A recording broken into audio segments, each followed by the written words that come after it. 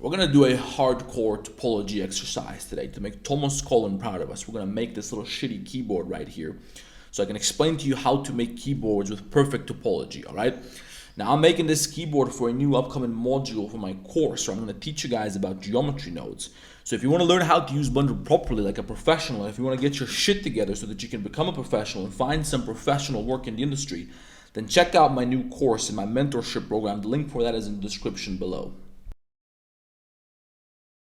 We're going to start by making the frame for a single key. So from top view with Shift A, we're going to add a circle, set the number of vertices to 60 and scale that circle down by 0.9. Now you're going to delete 3/4 of this circle, select the remaining quarter, press G to move it and hold down Control to snap it by the grid. And you're going to move it over the center so it's over here on the other side with exactly 1 unit between the top vertex and the X-axis and 1 unit between the bottom vertex here and the Y-axis. Once you've done that, you can press Alt E, click on spin. In the spin menu, check use duplicates and set the number of steps to 4. You're gonna be left with an extra here, so make sure you delete that. And now in edge select mode, you can fill in these gaps like this, then fill in the next level, and in the middle you're gonna have a quad right here. And with Control R, you're gonna add 2 perpendicular loop cuts like this. Now you're gonna select the top middle vertex and the right middle vertex here, Shift S cursor to select it. That way the cursor is exactly in the middle of this tile right here. Now you're gonna scale everything down to 0.1, select 3/4 of this shape and delete the faces with X. Now while the 3D cursor is still here, you're gonna press Alt E, spin, 4 steps, use duplicates, and connect all 4 corners like this by selecting the vertices and filling them in with F. Now with Alt right click, you're gonna select this inner edge loop here. You're gonna zoom in on that a little bit. Press F to fill, I to inset. And when you inset this, you want the width to be approximately the same as this edge over here on the side. Then you're gonna inset again to create the gap between the key and the frame. And now in face select mode, you can select this face loop, press X to delete faces. And now you have the frame and you have a little bit of a gap so you can have the key here as well. Now press Shift D to duplicate this and place it over here on the side by holding down Control and moving it along the X-axis. We're going to do the same thing one more time, and when we get to the end, we're supposed to have a key which is a little bit longer on the X-axis. That's the Enter key on the number pad. So you're going to zoom in on the bottom corner of this last key right here. Select the same faces that I'm selecting right now and delete them. Now place the 3D cursor to this vertex right here with Shift S. Select these 3 vertices down here. Set the pivot point to 3D cursor. Press S, then scale this to 0 on the X-axis. That's gonna align all these vertices with the 3D cursor on the X-axis. Now you can place the 3D cursor to the next one. Take these 3 vertices down here, extrude right click scale to 0 on the X-axis. Then fill this little space right here. You gotta do this manually because there's a little bit of an angle here. Now you gotta delete all the geometry on the other corner here. Place the 3D cursor exactly onto this key right here. Now select these 6 faces and press Shift D, right click scale to -1 on the X-axis. Now you have this on the other side. You just have to select everything and press M, merge by distance. That's going to connect this geometry here as well. Now place the 3D cursor in between these 2 vertices here, Shift S cursor to select it. You can delete all this geometry down here at the bottom of the key. Select the edge loop which you have left over here from the top of the key. Press Shift D, right click, rotate by 180 degrees to bring it to the other side of the 3D cursor. Now you can select both of these edge loops and fill them with F. And now to bring down the frame, you're going to go to face select mode and select this inner face loop around the key.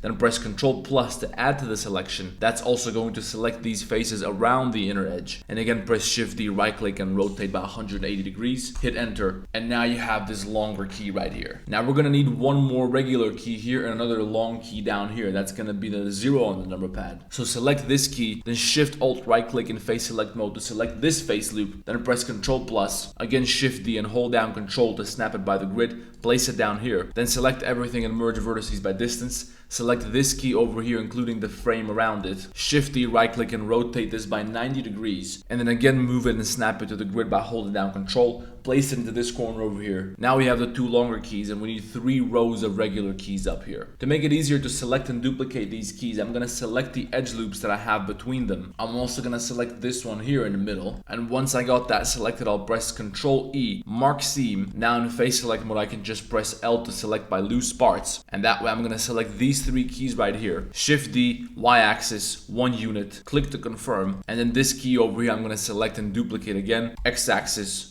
1 unit, click to confirm. And now we're going to select all 4 of these keys up here. Shift D, right click GY1, do that one more time, and then we just have to add one last row of keys up here, which are going to be a little bit thinner than the rest. So again, Shift D, right click GY1, but this time you're going to go to wireframe view and use your brush select tool and middle click to deselect the lower part of the geometry. Then while you have only the top part here selected, you're going to go GY minus 0.5, and now you have some keys up here which are a little bit thinner than the rest. Now once again, we're going to merge vertices by distance to make sure that everything's connected. Now let's move down here and make a little bit of an extra edge down here so we can make a nice bevel on the corner while keeping good topology, because I know Thomas Cullen is watching this shit. Don't embarrass me by following my tutorials and making something which has shit topology and putting it out on the internet. If you're watching my tutorials, your topology better be on point. So in edge select mode, I'm going to use Alt right click to select this edge on the side here, extrude that with E and press X to extrude it along the X-axis. Then hold down Control and we're going to snap it to this part of the grid right here. You're going to do the same thing over here on the other side, and also using this new edge that we have at the bottom. And that way we already have an extra edge around the entire keyboard, which is equally thick at all points. Now let me teach you the right way to make this corner right here round. Most of you fuck this up, but this is a really important thing to learn how to do correctly. So pay attention and make sure to follow this step by step. You're going to need this shit if you want to call yourself a 3D artist.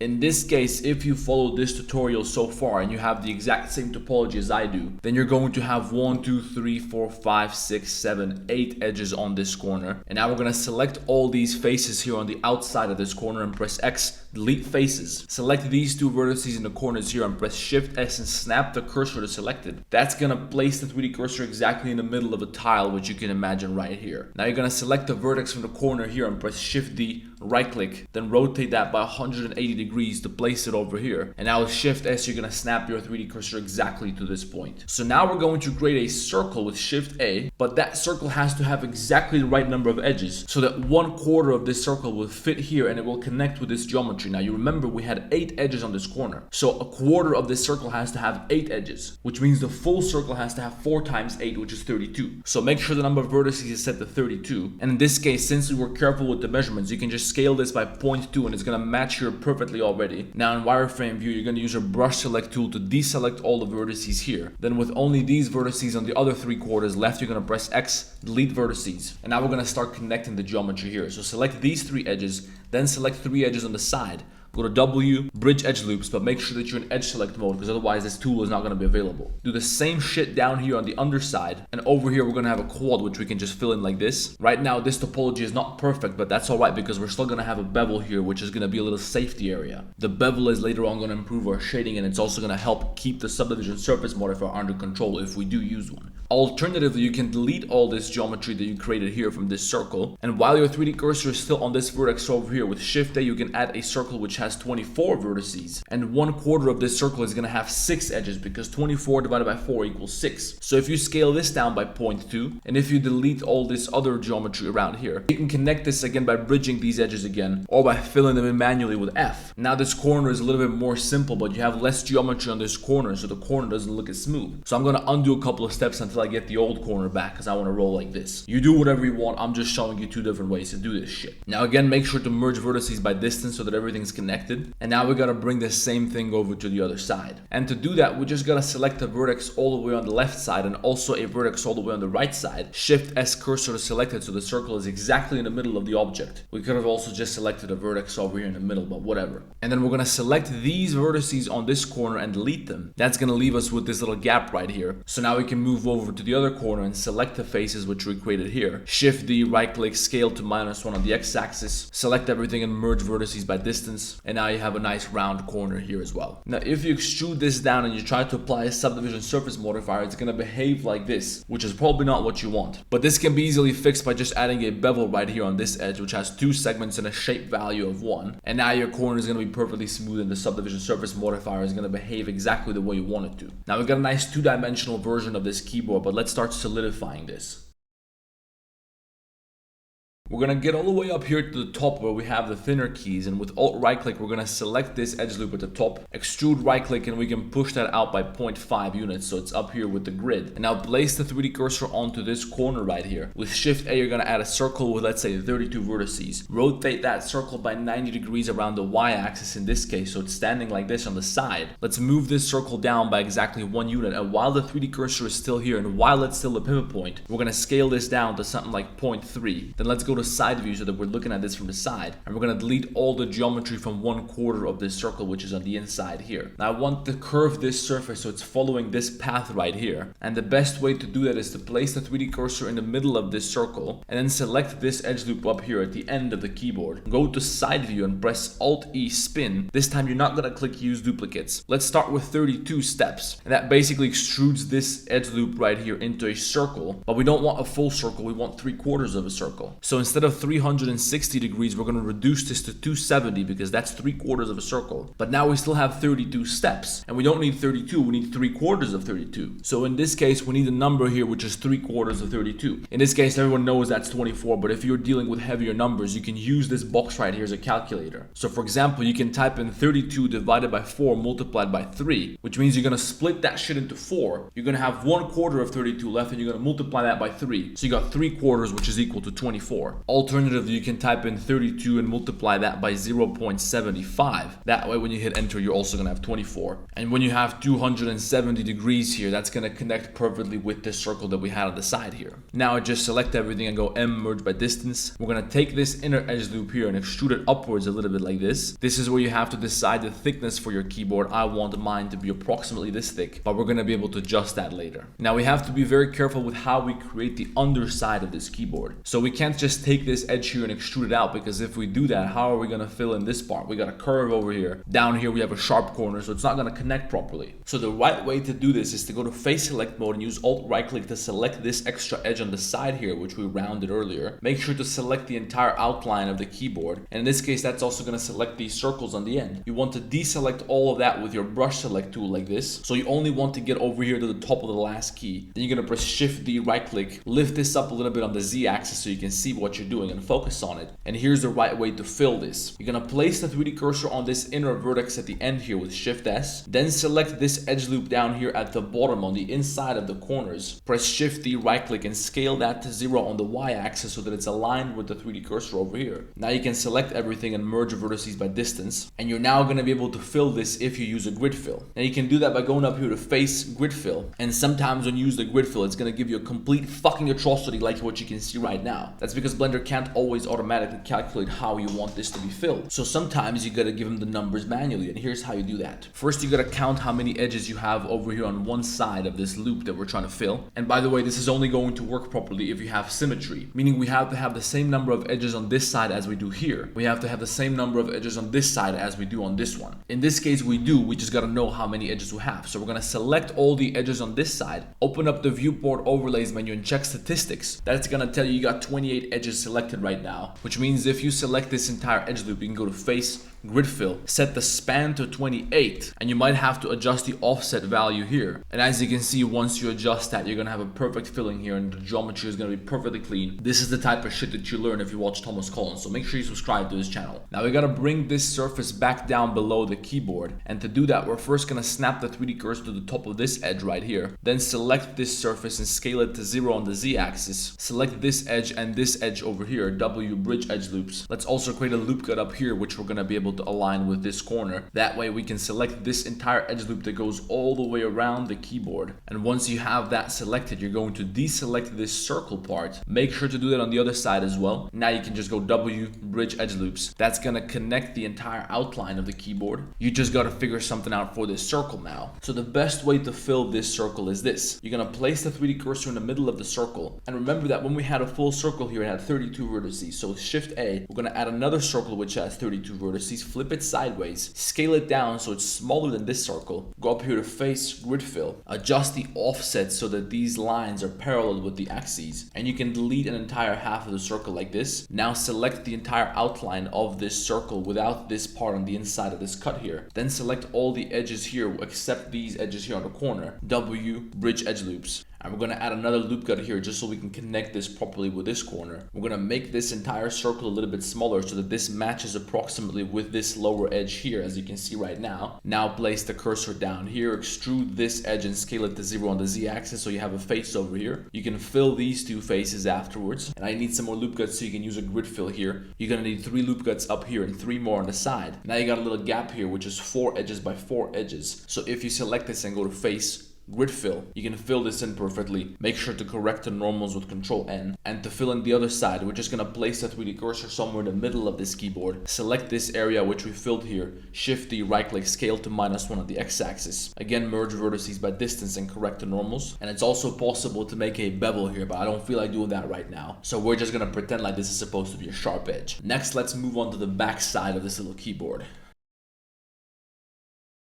Now we're gonna have to delete the entire underside of this number pad. And this is because we gotta insert another shape here. And that'll be the part where you put the batteries, you got the feet, you got a sticker and all this other shit in the back. So to do this right, we gotta start by selecting a part of this cylinder. We gotta select everything between these two face loops and below the middle line. So we gotta start selecting around here somewhere like this. Then we're gonna work towards the back and start selecting these faces down here at the bottom all the way up here to the beginning. And now we're not gonna delete this, we're just gonna separate that into a new object. Let's get that out of the way by lifting it up by 3 units. And now we're gonna have to make this part here curvy by taking some of the geometry from up here and placing it down here. Now here's the right way to do that. We gotta place the 3D cursor on the edge in the middle here. We're gonna select the geometry from this little corner. Shift D, right click, scale to -1 on the z-axis. Now we got a corner, but we still gotta fill in the sides here. And here's the right way to do that. Once we duplicate this little corner and bring it over here to the other side, we can merge vertices by distance, make sure the normals are correct and all this. Now you're gonna place the 3D cursor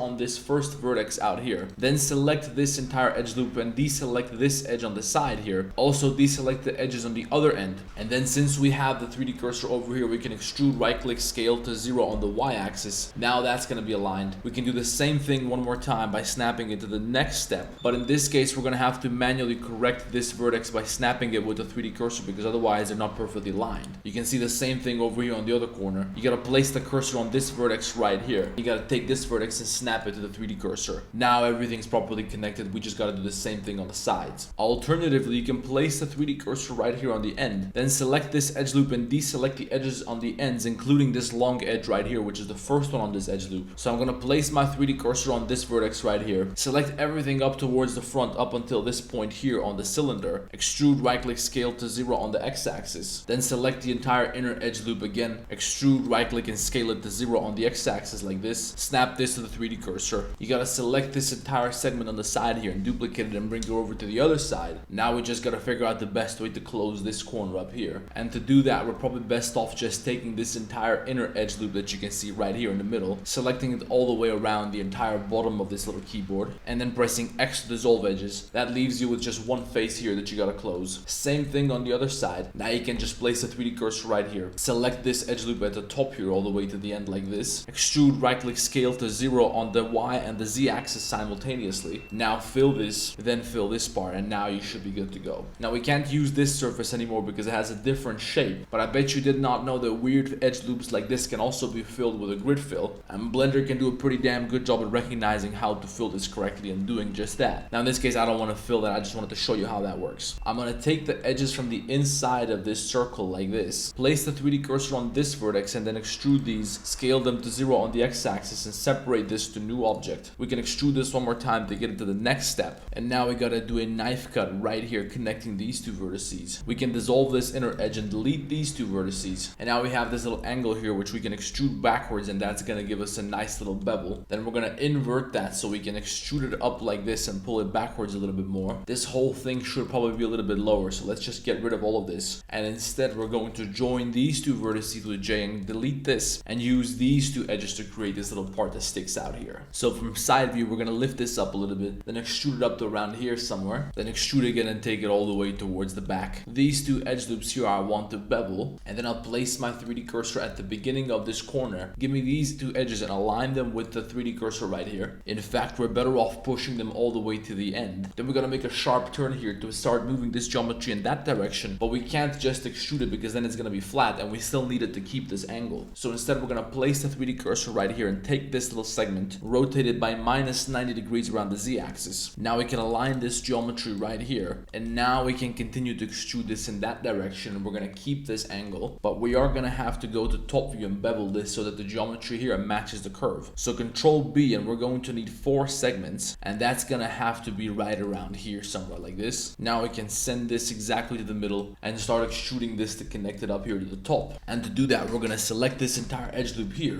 deselect these edges around the circle, extrude right click scale to 0 on the z-axis. Now you can duplicate all of this and mirror it across the x-axis like this. We can select this edge loop on both sides here on this little circular part, W bridge edge loops, and now we got to figure out a way to fill in this underside here. To do that, we first got to reduce the geometry on these corners down here, and to do that, let's first start by placing a vertex right here in the middle of this curve, and it would probably be a good idea if we just fill this with quads, or maybe you can do triangles if you really want to. Now you have one edge here and one edge over there. That's going to be pretty easy to fill. So keep your 3D cursor at this point right here. Give me a loop cut over here on this side. Scale that to 0 on the x-axis. Now you have an edge over here which can match with that edge down there. We're going to duplicate this and bring it over to the other side. Then place the cursor on that point and create another loop cut over here which you can align with that point. Then fill these 2 edges that connect these 2 corners and create a loop cut right here. And finally, we're going to need a loop cut over here to match with this vertex. And now you should be able to just go face, grid fill. And as you can see, Blender immediately recognizes how to fill this correctly. And now we just got to add some details onto this surface at the bottom of the keyboard.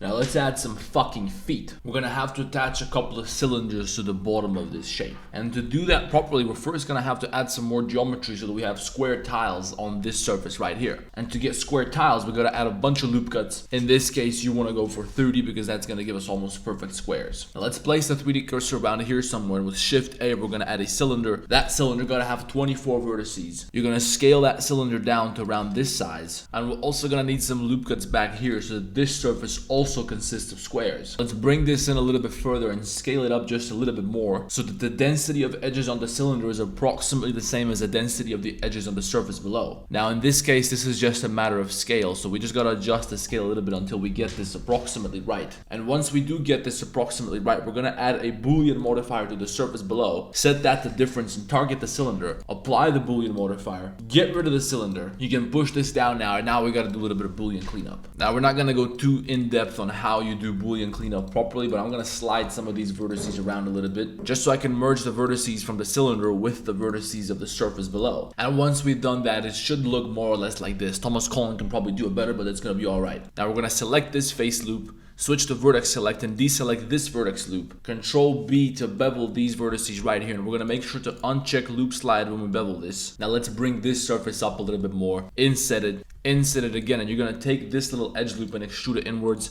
delete the faces at the bottom, lower this one down a little bit more and bevel it. This little surface that we just beveled is supposed to be the rubber at the bottom of the foot. Then we're gonna take these edges from the sides here and we're gonna bevel those with Control B again. Again, shape value 1, 2 segments. Now when we go to object shade smooth, this is gonna look pretty good. But of course, we're still gonna have to take care of the shading on some of these edges around here as well. Before we do anything else, we're gonna select a little surface around here. This is where we're gonna put a button for the on-off switch. So inset the edges like this. Select loop, select boundary loop. We got 34 edges here in total in this full loop. And if we take a little piece like this, which is effectively a semicircle, this is going to be 12 edges in total. So right here, we gotta add a circle, which is gonna have 24 vertices or 24 edges, and we're gonna scale that down. If you want to do this right, you can separate this circle to turn it into a new object. Then go ahead and add a shrink wrap modifier, target this surface right here, set the wrap method to project. And we're gonna lift it up so that it sticks to the surface like this, apply the shrink wrap modifier, join these 2 objects back together.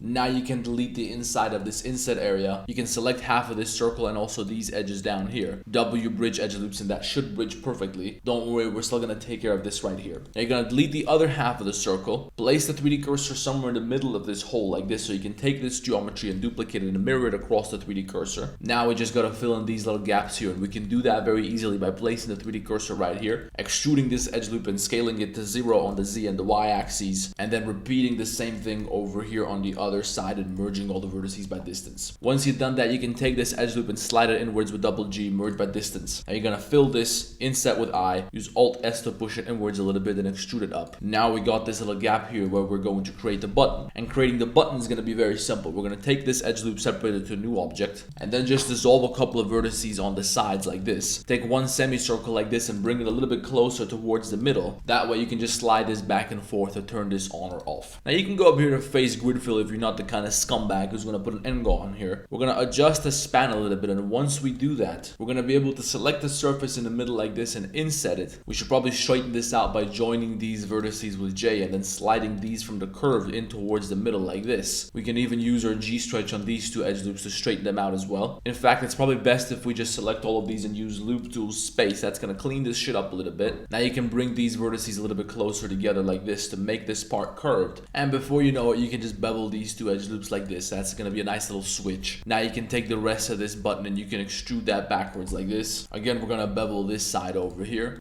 Object shade smooth. You can use a subdivision surface modifier. You don't have to use a subdivision surface modifier. I'm gonna use a subdivision surface modifier, but you do whatever you want. Now it turns out that this surface here is supposed to be larger so we can have a nice lid covering the battery box. But since it's pretty difficult to make this surface larger now because of the angle that we have down here, I'm just gonna select a surface like this. I'm gonna slightly inset that with I. Take this and extrude it backwards a little bit just so we have a little gap there. You can delete these faces if you want to, but you don't gotta. And now we better separate one half of this entire lower surface by marking these seams right here, selecting this half and deleting the faces. Now we gotta delete this face that we got back here from extruding, and we also gotta align everything here in the middle with this seam. That way we should be able to just duplicate everything with Shift D, scale it to -1 on the x-axis. But we don't want to have this hole down here, so we're gonna select this entire surface and delete it. Then take this little hole here and go to face grid fill. Now we don't got a button on the other side. Then we're gonna zoom in on this gap that we created between the battery cover and the rest of this object. We're gonna select these face loops like this. Then in vertex select mode, we're gonna deselect the edge loops at the bottom of the trench. Now we just have the outer edges selected, so with Control B we're gonna bevel them just to limit the shading here. But it turns out that we gotta undo this bevel because we have to create a little semicircular cut down here. And to do that, we're gonna select some faces here like this. We're also gonna select the faces around the corner on the inside here. Inset that with I. We're gonna uncheck boundary so that we get rid of this face loop that got inset on the inside here. Now select this outer border of this inset area. Go to W loop tools, relax. Repeat that, let's say 10 times. You gotta move some of this geometry inwards a little bit. We're trying to make the outside round here. And now we can take this entire surface on the inside here and delete it. We can take this edge loop and extrude it inwards a little bit. From a side view, we're gonna align that with this vertex over here. And when you get that close enough, you can just do merge by distance. Then we're gonna place the 3D cursor down here. Select all the geometry from the inside of this curve. Extrude and scale to 0 on the Z and the Y axis. Connect the sides together. Now we're gonna slide this inwards a little bit. Take this edge from the side here, and now we can once again bevel everything on the outside. So we're once again gonna select all the geometry around this cover for the batteries. Then give me Control B, 2 segments, shape value 1. And now you can stick your finger in this if you want to pop the battery lid over and put some new batteries in there. And just for the hell of it, I'm gonna select 16 faces on this side and another 16 faces on this side here. Give me Control plus, inset with I. Select the vertices on the corners of this inset area. You're gonna bring those a little bit closer together. Now take this whole surface and extrude it inwards. Select loop, select boundary loop. Add this edge loop to the selection here at the top and bevel that as well, just for the shading. And now we have this hole here. I don't know what it does, but that's what I see on this object right here. We're also gonna need some legs down here at the bottom, so give me a couple more loop cuts like this. Select the surface like this, inset with I, W loop tool circle. Take this inner surface and scale it down a little bit. Now extrude everything down, inset it a little bit. We're gonna do the same thing that we did over there with the other foot, so we don't have to explain this again. Once we made this foot as well, we should once again duplicate that and bring it over to the other side. So let's just delete this entire side of this surface right here. And that's because I don't know which exact faces I gotta delete. I don't feel like picking through this. I'm just gonna wipe everything off the map and select this entire section here. Shift D, right click, bring it over to the other side. Correct the normals, merge vertices by distance, and now you're good to go. Let's also add a couple of loop cuts here to the middle. Select a tiny area like this, and with Control Plus, we're gonna add to the selection just to make sure that we're symmetrical on both sides. Deselect some edge loops like this from the bottom so that we have a rectangular shape rather than a square. Inset with I, take the edges on the corner like this and do Loop Tools Relax. I want linear interpolation in 5 iterations. We're gonna select all the other corners and do exactly the same thing on all of them. So once again, Loop Tools Relax, linear interpolation 5 iterations. I just want to be able to select this area and lower it down a little bit by extruding it inwards. That way I'm gonna be able to place this sticker in there. Now we're gonna bevel these edges here to fix the shading. So just select the sharp edges like this. We're gonna come all the way to the front here where these loops end. Select these edges like this. Make sure you do the same thing over here on the other side. Now with Control B, we can bevel that a little bit. Again,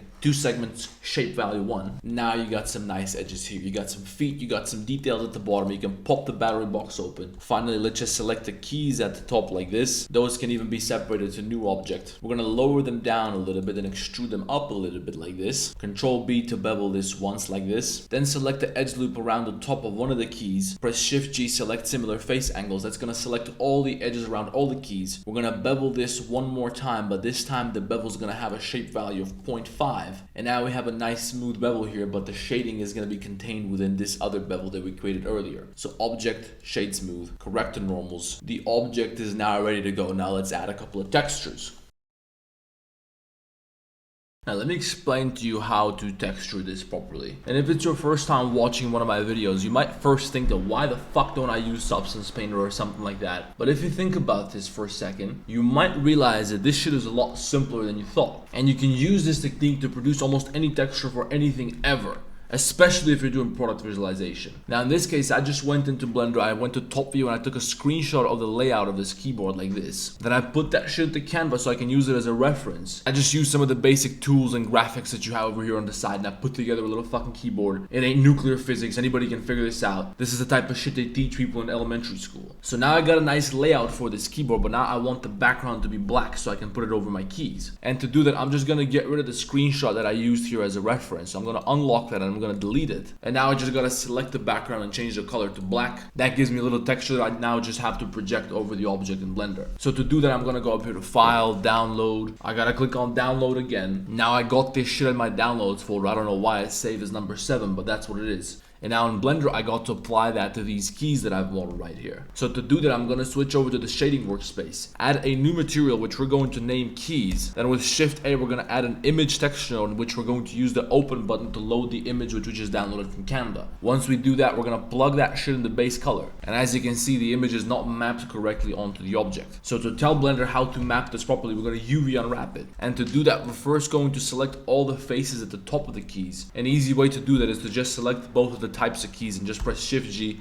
select similar area. In this case, we got 4 more up here which have a different area. But now you gotta go to top view with 7. You're gonna press U to open up the UV mapping menu, and you're gonna click on project from view. That's gonna take what you see and use that as a UV map. If we just use regular UV unwrapping, then Blender's just gonna try and fit all the keys onto the screen and make them as big as possible, which means they're gonna get rearranged and we're not gonna see here what we see here, which means we gotta manually adjust all the keys. Fuck that shit. Instead, you can very quickly just project from view. Now all you gotta do is scale this up a little bit so it matches the layout that we have in the image here. In this case, I'm gonna switch to face select mode in the UV editor so that I get these little dots. And these dots are exactly in the middle of the face, which means I can align that with the arrow right here, which I also know is exactly in the middle of the key. And that's just gonna help me be a little bit more precise. But at the end of the day, it doesn't matter too much. As you can see, this looks pretty good. You can pretty much eyeball it. Now we're gonna select the lower part of the keypad and we're gonna apply the same material there, but we're gonna click on this thing right here to duplicate that material. Now we have another copy of this material. We can change some stuff. So we're gonna take this duplicated material and just name that to something like black. I don't want to have this image on this material. I just want to have a black base color. Now I didn't really have to duplicate anything. I could have just created a new material and make it black. But if I would have played around with the roughness or the metallic or some of the other settings on the keys here, then duplicating that material onto this object would make more sense, so I don't have to do the same shit again. Now apply the same material to the bottom of the object. And before we wrap it up, I'll go back to Canva and make another label for the bottom of this object right here. Then we're gonna set everything up and I'll tell you what happens next. Now I cooked up 2 more images for this model. We got this sticker right here, and that's gonna be placed into this hole that we created at the back of the keyboard. And then I also made this, which is gonna be a bump map. and we're gonna place that right here next to this switch so you know when it's on and you know when it's off. It's gonna look like the letters are protruding out of this because this is gonna be a bump map. So first let's select the inside of this hole here. I'll select the face in a corner right here and then Control Shift the other face in the corner down here. Give me a new material which I'm gonna assign right here, and this is gonna be called label. I'm gonna load an image texture node into this material, plug that into base color, load up this image which I got for the sticker, and now I just gotta UV unwrap this with you so I can have it over here and I can map it properly. Now in this case I got a seam right here across the middle, so I gotta clear that first. Then I'm gonna unwrap it again, and now I gotta rotate this by 90 degrees. I gotta adjust the position, and as you can see now that starts to look pretty good. Now we're supposed to also increase the roughness on this sticker by a little bit, and then we're gonna move over to this switch right here. We're gonna select a couple of faces up here. Give me another material for this. I'm gonna name that material on off, and it's gonna have the same settings as the rest of this black shit all over the keyboard. Add in an image texture node. Now I got the on off image loaded in right here, but I won't plug that into base color. Instead I'm going to add a bump node, plug the color into height and the normal into normal. And now to display this correctly, I first have to unwrap this little surface here. It's probably a good idea if I select this surface first where it's gonna say on, then I'm gonna UV unwrap that separately, and then I'll take this surface over here where it's gonna say off, and again I'll unwrap that separately. Everything in between, I'm gonna take the UV map from that and just stick it into some dark corners so we don't have a bump there.